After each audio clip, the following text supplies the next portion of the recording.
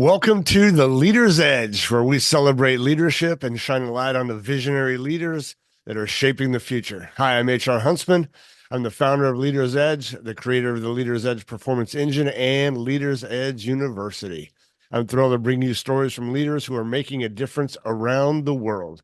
In each episode, we're going to champion the innovative strategies, the courageous decisions, and the inspiring journeys of those who lead with purpose and passion. So whether you're looking to refine your leadership skills or you simply want to be inspired, you've come to the right place.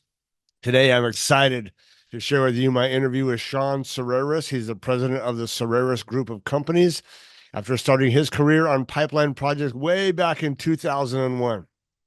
During his time at Surerus, the organization has grown from a regional contractor to one of the largest pipeline construction companies in North America through its wholly owned entities, partnerships, and joint venture organizations in both Canada and the United States. Sean is the chairman of the Surerus Murphy JV and WHC LLC board of directors. He holds a bachelor's degree in business administration from Simon Fraser, a BA in economics from Carleton University, and a graduate certificate in project management from Royal Roads University. Now listen, Surerus Pipeline is a multi-billion-dollar-a-year corporation that employs a couple thousand people. In spite of that, I found Sean to be very down-to-earth. He comes across as humble and kind and passionate about taking care of people. My favorite comment during the interview is when he said, "Connection precedes inspection." And he was talking about the need to connect with people before there's any kind of accountability. Sean is based in Calgary with his family after spending 18 years in Fort St. John, British Columbia, where the corporate office is. So please, let's jump into my conversation with Sean Surerus. Sean, it is a pleasure to have you here. I know you've had a busy day. This is taking time out of your schedule, but I thought it'd be fantastic to talk with you about leadership. So thank you for the honor of joining me. No problem, HR. Excited to be here. I really appreciate your time. So I met your dad today. So your dad just walked up to me, Brian, and I want you to tell me that story in a little bit. He just started telling me his story, which turns into your story. Fascinating story. So tell me how you got started in business, how the company was started. Sure. I'll start with my dad, because obviously I wouldn't be working for the business if he hadn't been there first. He's a young guy, 17 years old, moved from Ontario to the northwest of British Columbia to work on a dam. One of my uncles, his brother, was working on the WAC Bennett Dam in the 60s. So my dad moved out as a 17-year-old and ended up not working at the dam, worked in a log sorting yard and operating equipment as a young guy. And that was at the onset of excavations. Like excavators were just getting developed, and he learned how to run one. Okay. And what year was this? Take us back. Probably 65, 66, right? Yeah. And so he ended up being asked to run a piece of equipment for a guy in Taylor, British Columbia, in northern BC. And so he worked for this gentleman for a number of years, and eventually there was a dispute over who was going to take over. And this gentleman's son was the heir apparent, and my dad said, if I can't work for Al Dubois, I'm not going to work for anybody. And so we ended up leaving, and he'd just bought a brand new pickup truck. And in 1969, he traded it in on a dump truck. And that's how he started. So he started as a small contractor, just doing little work. And he ended up buying out his previous employer a few years later. And that was in 1971, and was working at a refinery in Taylor doing maintenance, and ended up having an opportunity to pursue a small pipeline just through his connections at the site. And he didn't know anything about pipeline construction, and he ended up delivering this little job, made more money in 3 weeks than he made all year, and decided he's going to be a pipeliner. And that's where he started. So in the early 70s, he moved from just being a young guy with some thoughts of looking after his own business to being a small contractor, and persevered for many years as he grew a small business into a bigger small business, into a bigger small business, into a medium-sized business. And today we're a large contractor with a joint venture partner from the UK. We own a business in the US with that partner in Louisiana. 1 year ago today we acquired that organization. Yeah. And we're sizable, we're doing big projects, we have thousands of people working for us, and it's been a really incredible ride for him. And with me joining that business, I joined when I was out of university. I had never thought that I would end up working for my dad. I'd worked some summers for him. I have a business degree and an economics degree, and I found that towards the end of it, when I was really considering a career, I realized it was in front of me. It was working for my father. Right now, I work with my father. Sure. And that's where it started. I took a role with the Surerus business, ended up working in the field for a number of years on projects all over the place in camps. I've spent probably 3 years in workforce accommodation in the north, and moved from that into project management and into management and then into leadership as an executive in our business. And that's where we are today, and that's where we got to meet. This morning was an opportunity for me to speak on a panel with other business leaders here in Calgary. Right. Amazing story. So many things I'd like to ask. You went from scratch, or your dad went from scratch, from a pickup truck and a one truck to now thousands of employees. So many things I'd like to know. Leaders Edge, we're all about leadership development. What has your dad done right and you done right to grow from one person to thousands? What's at the core and the heart of the company? I will say that for my father, coming from a doer, it's perseverance, and there's that entrepreneurship, that willingness to take a risk. That's the result of a young guy taking a risk and then having a big set of balls, to be honest, to stick to it. Tough. To stick through very incredible interest rate problems, to fight it out with other contracts in a competitive environment. Now, we've had some advantages. He picked a small town that has there wasn't a lot of competition in what he did. Okay. And when the interest rates really tanked everybody in the 80s, he lived through it because he had no debt. He was small enough to survive it. So, there's a bit of an advantage and a bit of luck, but he's had the ability to grind through really tough times a number of times. Yeah. And then, quite honestly, before I was in the business, he'd cut his teeth on really challenging positions for the business that really have informed the way he does business today, which is really running a debt-free business, right, caring for our people, really being community-minded. And his leadership is a doer. He's the CEO that is actually marking out chalk on equipment as to where he needs it cut. So he's got a real passion. And the heart and soul of our business is heavy equipment, yellow iron. So we would have 650 to 700 pieces of heavy iron right now. Yeah. And that's the backbone, right? And that's what he started. He loves equipment. That's the passion. He deals with the things he likes now. He's the CEO, but he loves dealing with certain bits of our business, and the bits that he doesn't really like, other people, including myself, get to hand that off. Yeah.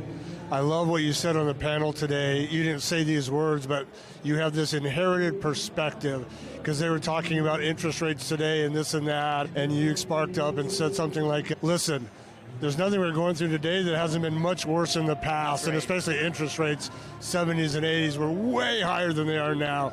And you've inherited that from your dad. You didn't maybe personally go through it, but you're like, settle down, calm down, make the right decisions. What else have you learned from your father, Sean, that you say, this has made me a great leader today? I'd say his strength is actually listening, and he's great at identifying the big picture of a challenge. Now, the details on a lot of the things, that's what others have to scramble through. Yeah. If you look at our major movements as a business, he's seen some trends and invested in advance of those materializing to our benefit. So in our world, we put pipe in the ground. You'd start doing small pipe. Your equipment's not big. It's the least expensive equipment. Okay. It's the most competition, of course. And then when you become competent in that space, you get the next size of equipment and the next size of pipe. So where we are is on the largest pipe, and there's not a lot of competition because not a lot of work. But we did know maybe 10 or 12 years ago that it was coming. So he started buying large equipment that would suit large pipeline projects, which we weren't doing well in advance of us ever being awarded one. And when those opportunities came, we were prepared with our own infrastructure to go deliver that work. We had to learn a lot. We had to learn how to weld the large pipe with mechanized systems. We had to bring in different quality programs. We had to evolve our project management, because not only do you move into larger pipe work, you're moving into more sophisticated owners who have different expectations from what you're used to. So being able to actually find people, invest in the structure that supports the construction we do, and be part of that in advance, or knowing it's coming, and being able to see that with some forethought has been really valuable. So I'd say that he's brought that in spades, is that ability to see a trend and capitalize. Now, we've had a number of trends that didn't work out either. Let's not say we've made every good decision in the world. Let's talk about the leadership side of it. We're Leaders Edge. We're all about leadership development and great leaders. What have you already talked about your dad as a good listener. You've talked about he actually cares about humans. What else have you done to build a culture that attracts thousands of workers? How are you dealing with Gen Y, Gen Z, all the struggles that people are having with the new talent market? Sean, how do you approach that? I think I was introduced to a very simple concept on interpersonal needs a number of years ago, and that is it's about acceptance, right? And when you're brought into an organization, you want to be liked, right? You want to be recognized. For sure. And you want to be included, right? Okay, and so if you have all three of those attributes in your business, people are going to feel like they're welcome. Good. And so we've tried hard to remind our leaders that's part of their job, is to make people who are new to our industry, potentially they're from a local community, they're not real pipeliners yet.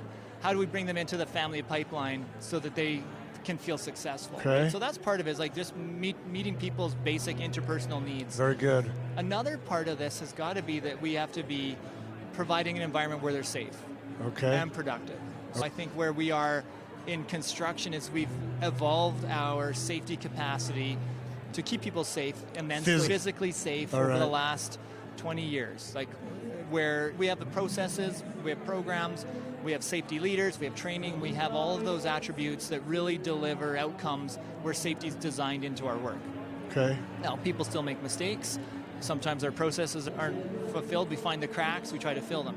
Okay. So that's also part of it. You know, people want to know they're going to go to an organization where they're safe and productive. And when we go to the productive piece, that's been a massive advantage, is that people know that every day what they're contributing what they're contributing is recognized. Now we can do better at recognition. Okay. But that they know they're moving forward. We can say that when people feel unproductive, they're going to feel less likely to stay. I know that we've been in a hyper-competitive construction market in Canada for the last number of years in the pipeline space, where dollars matter. And we have had incredibly low turnover. And it's a function of people feeling like they're being productive. We're giving them interesting work.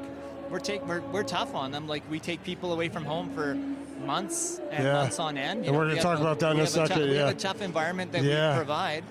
But we've also provided where you do feel like you're part of a team, when you do feel successful, when you have people that you like working with, when you feel included, we're going to have people that stick around. Very good. So that's part of the kind of retention. Okay. But we're a name hire business, and if you look at how about recruitment, and we've got two paths on this. One is the craft. That's the person that's on the ground, boots on the ground. Then we have the folks that are semi-skilled, let's call operators, and we've got the trades level, welders, mechanics, etc. Okay. All of those have to feel that they are productive and safe. Very good. And included. If we can get to that point for everyone, that's a good start. Yeah. But we're also a name hire business, so we're unionized, but we're not hiring from a hall. So all of the people that join us are from someone knowing someone. Almost everybody. Is that right? I joke that it's called the FBI, the friends, brothers, and in-laws. And that's how we recruit. And referral. Almost all referrals. So this is what starts with a foreman, and you know, he's got his brother or his uncle or his nephew or whatever, and it just cascades out. So we hire these key contributors that are able to bring small teams, but eventually you run out of those that the you FBI, know, and those that they know, and then we're casting a broader net. And the pipeline space in Canada, I'll just share this, that 8 years ago, maybe there were 15,000 people that were fully, like you would say, you pipeline year-round. That's your career. Okay. During the peak of the two major projects plus other work going on, there were around 30,000 pipeliners. So that's 15,000 people that that's not their core interest in construction, but the money is incredible. Okay. So they joined, right? And so they joined. Now we're back to a place where 15,000 is probably right, and lots of folks that shouldn't be pipelining aren't pipelining, and a lot of people have retired. So now we're at a place of retaining the best talent and making sure they stick around. And Very good. That's the focus at the moment for our organization. Okay.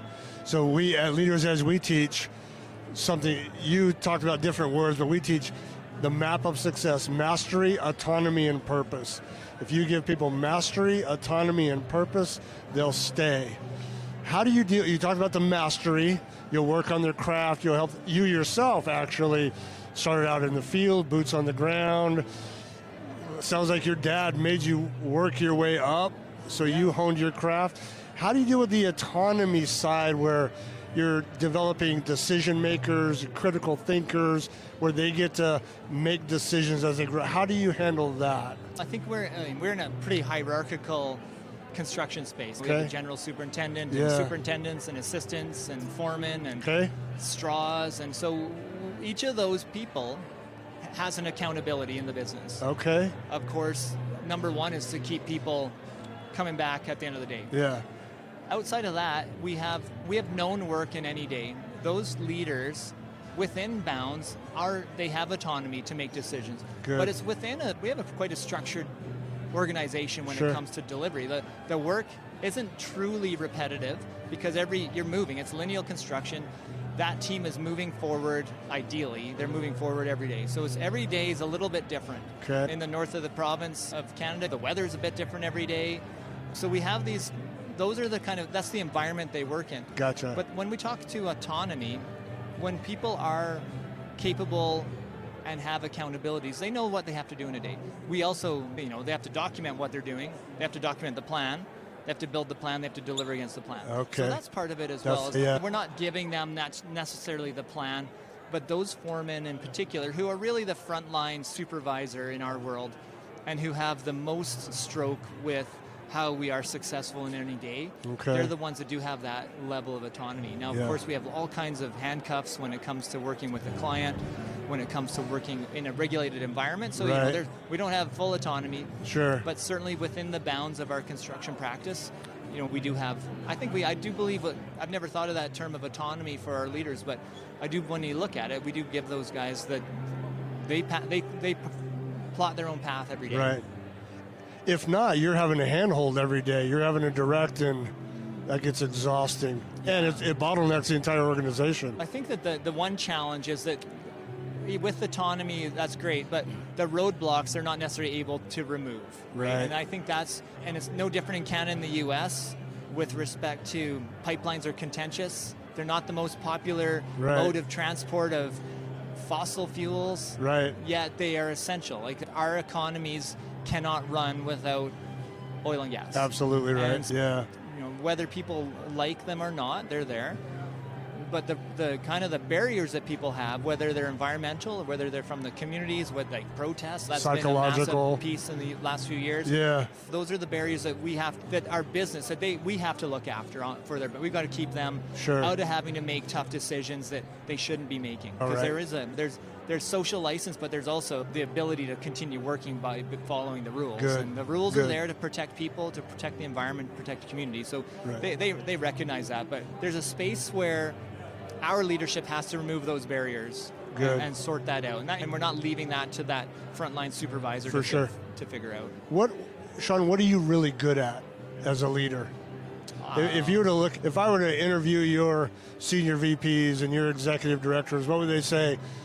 Sean crushes this. He's good at this. I just went through a 360 not too long ago. Oh, very good. What'd they say? This is it. I'm going to get to what our consultant said is my superpower, right? That's connection, right? It's building relationship and building trust, right? Okay. And I think that is where I'm great at. I'm good at getting a message to our people. And I speak to thousands of people a year at our large meetings. Yeah. I represent our organization all over the place. But the ability to get our message and to do it in a way that can land and resonate, that's important, right? Yeah, you have to be able to connect and communicate. We've been introduced to this terminology of connect before you expect. Very good. And that's something we're trying to bleed into the business as well. Because it's something that we all want people to do things, but if we haven't built a relationship, you're not going to get buy-in, you're not going to get support, you're not going to get people really committing to you or your organization. And that's where it's really opened a bunch of ears to speak in that language. Yeah. When you're asking where I would be on that, I mean, it's knowing yourself and it's knowing your audience. Like, you have to show up, and that's a challenge. And my last name's on our business, right? I have to show up almost always. You do. And I have to understand who my audience is. I have to understand who decision makers are. I have to represent us all the time. It's not as enjoyable when you can be a little bit anonymous, and I don't have that. I don't have that luxury. I mean, I don't know why my dad didn't pick a name that wasn't his last name, right? So. Okay, 360. What do you need to work on? I'd say the big one is like sticking to it, right? Okay. Like I don't love the task, right? Oh, okay. Now, there's a time in your life when, in my career, I was awesome at the task. Like that was my role. I was doing project controls, or I was doing LEMS, or I was doing whatever that was supporting the delivery of the work. Yeah. Now I get to fly around nonstop, travel, and I struggle with sticking to the small things that are they can pile up, right? Yeah. It's and this is the most simple analogy would be you've got the email you need to respond to. By the time you've left it open on your computer, you have 36 more you need to respond. So really, like, it's that the staying on top of those small, like, things that I would probably feel aren't a big deal, but eventually they become a big deal because you may not have dealt with them. Sure. So that would be the piece out of there. And I was aware of that. It's not like it was a surprise, but.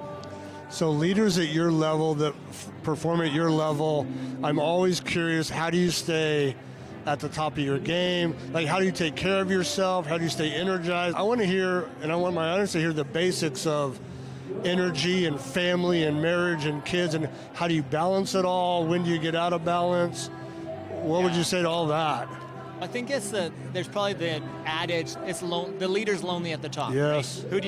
You don't get to complain up eventually. You don't. I get to complain to my dad, so that's he doesn't care necessarily. It's my dad. Yeah. But that's actually my large struggle is really work-life balance. I bet. If you were to ask me about our craft and our people in the field, when we do positivity surveys, work-life balance is very lowly scored because they're not looking for it. They're looking to go career advancement, development, and compensation. Okay. You don't sign up to be away from home for 4 months when you're looking for a work-life balance. So we once we realize that in the field, that's great. But not everyone's there.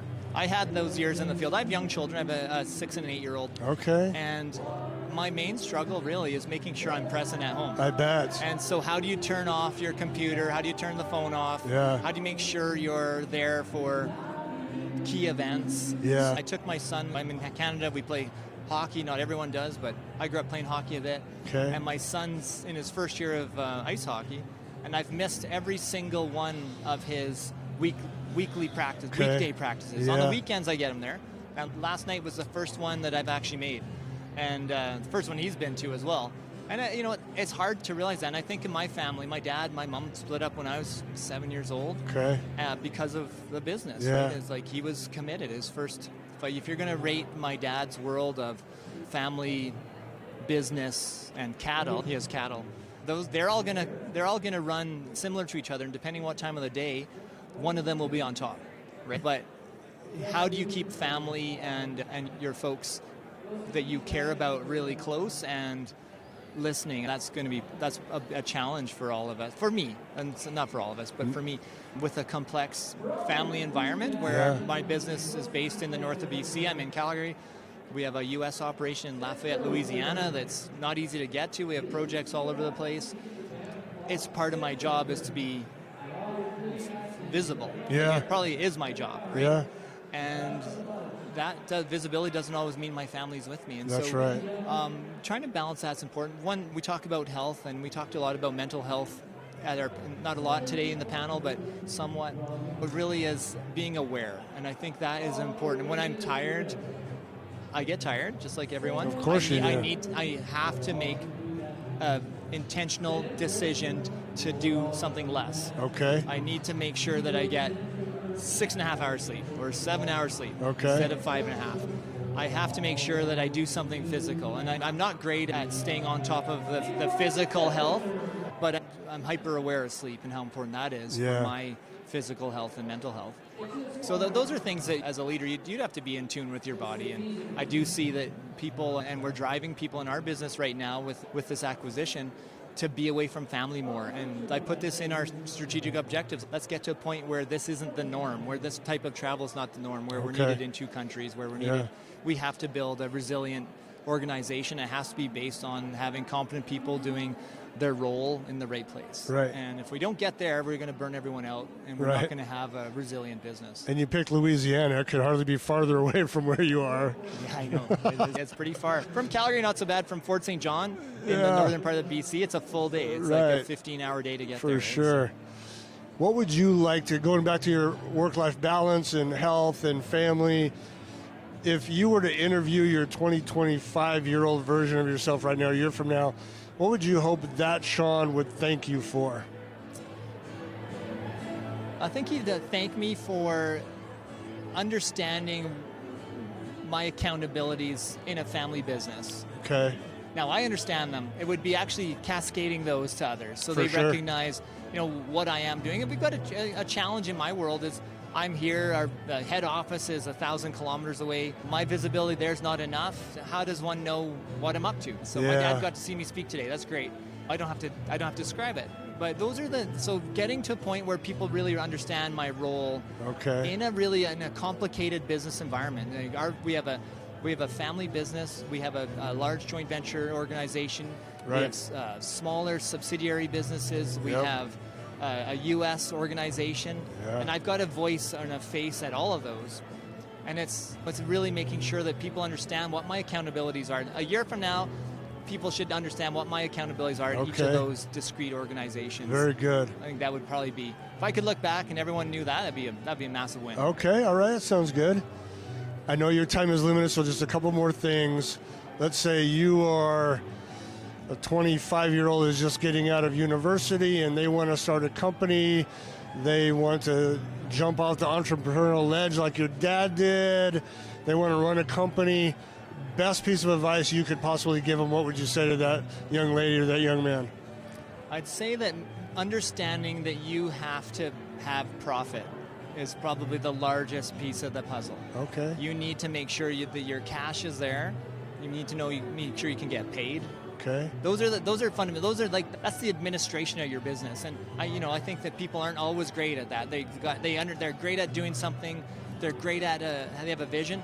But the back end is really important. And I can speak to this. I've got a friend who's got a small business. He's 6-7 years into it. He's paying himself $70,000 a year. He should be paying himself, if he worked for us, he'd be making $200,000, and he's grinding it out, but they don't have the administration sorted out. Okay. And so making some of those decisions are really interesting. Now, the other bit I think that is understanding that's not going to be easy, right? That you're not going to get CEO money right away. It takes a while. Ask your dad. Yeah, exactly. So then, and if you're young and 25 without a family, maybe you can do that. But when you add in the complexity of marriage and the complexity of children and what that can mean to them, I think you have to realize, can you fully commit to that job? Do you have enough capacity and support in the business to be successful? Can you be away for a week?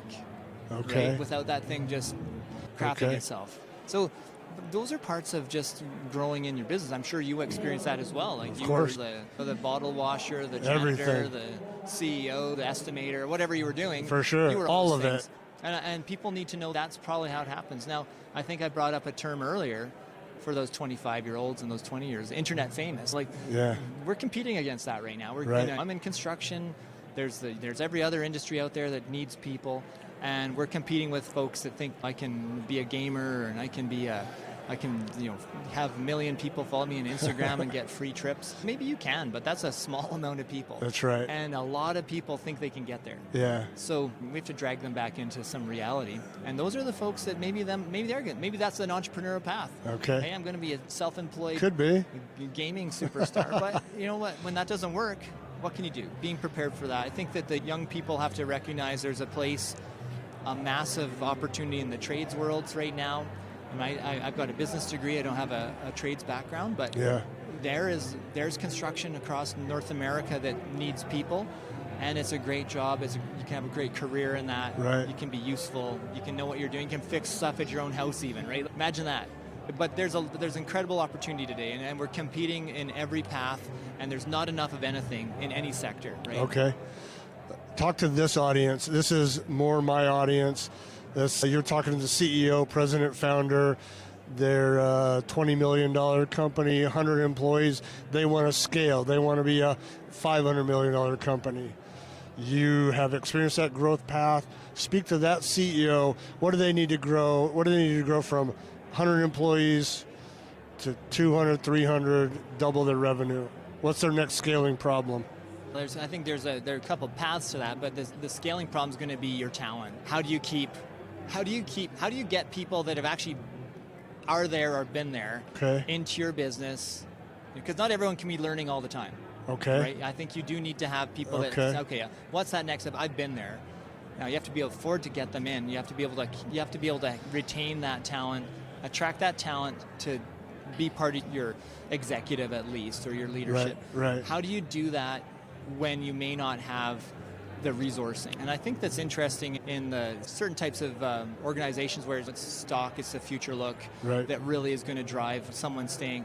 But if someone's going to scale up, the way we did it was to partner. Like we just de-risked our business with another partner. So we're in construction. Why don't I just stick in there? You're going to turn a $20 million contractor into $100 million. It's being able to have like sophistication that a client needs.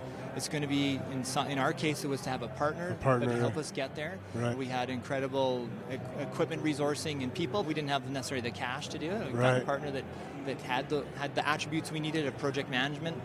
There are many attributes that an organization has on an owner-founder where they're tapped out. And I think I do think a lot of folks do tap out of that 20 million. They may not even want to go beyond that because it's scary. Yeah. But to go beyond that, you need to bring in people, and you have to have trust. It's a big jump. It is a big jump. Yeah.